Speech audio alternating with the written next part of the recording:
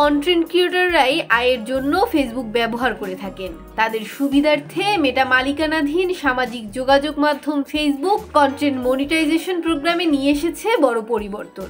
নতুন এই সংস্করণে কন্টেন্ট ক্রিয়েটররা বিভিন্ন ধরনের কন্টেন্ট থেকে অর্থ উপার্জন করার সুযোগ পাবেন।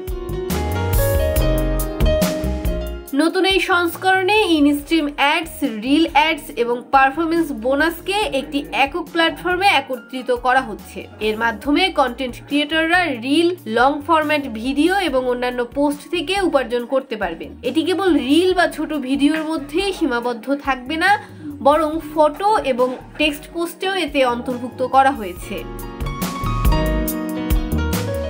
এছাড়াও নতুন এই প্রোগ্রামে পারফরমেন্স বোনাস সিস্টেম চালু করা হয়েছে। এটি ক্রিয়েটরদের কাজের গুণগত মান ও দর্শকদের উপর নির্ভর করে বোনাস দেবে। এর মাধ্যমে ক্রিয়েটররা তাদের কাজের মান উন্নত করতে পারবে এবং যোগ্যতার মাধ্যমে আয় বাড়াতে পারবে।